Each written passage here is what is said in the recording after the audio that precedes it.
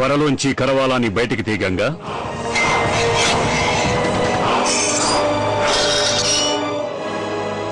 ఒక సంగతి బాగా గుర్తుంచుకో. కరవాల యుద్ధంలో మొదటి పాఠం, నీ దృష్టి కేవలం ప్రత్యర్థి మీద కాకుండా ఆ ప్రత్యర్థి కన్నుల మీద నిలపాలి. అర్థమైంది గురువుగారు.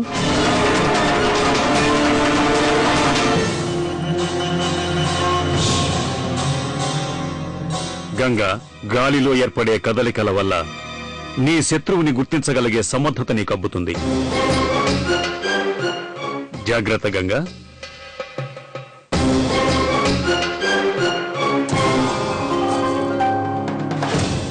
నీ ధ్యాస శబ్దం మీదే ఉండాలి. శబ్దం మీద మాత్రమే. శబ్దం విను. చిత్తం.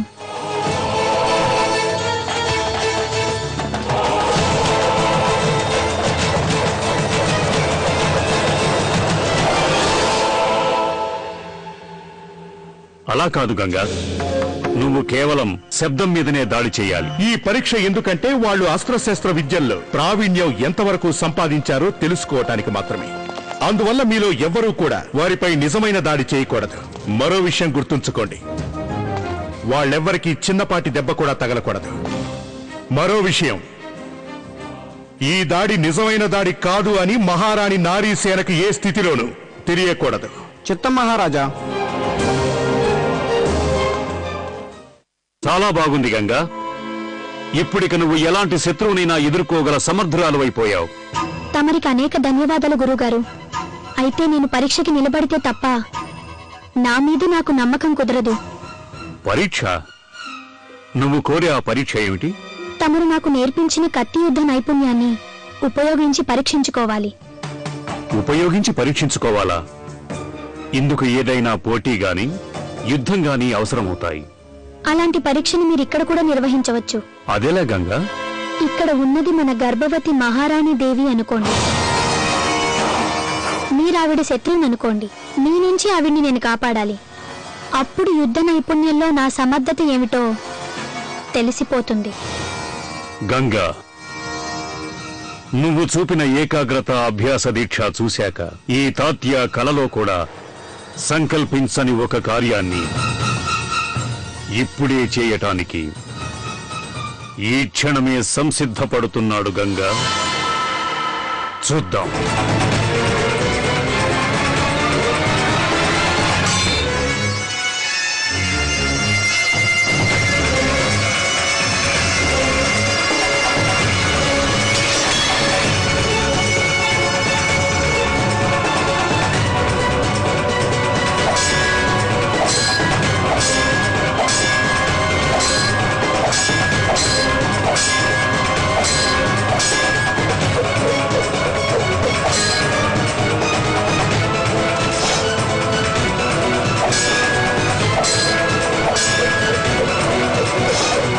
గంగా, కాచుకో. మహారాణి మనకెలాగూ వారసుడు జన్మించబోతున్నప్పుడు ఇప్పటిక ఈ పెళ్లి అవసరమేముంది? గురుగారు, ఇంతవరకు మీరు నాకు శత్రువుని చంపే విద్యను నేర్పించలేదు. అది ఒక విశిష్టమైన విద్య. దాన్ని ప్రతి గురువు శిష్యులకి నేర్పిస్తాడు.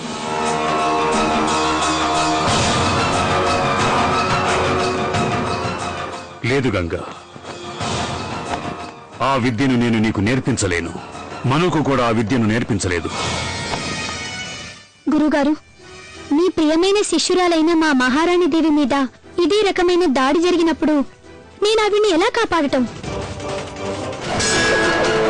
ఎగురు గంగా. బ్రహ్మాండం, శాబాష్.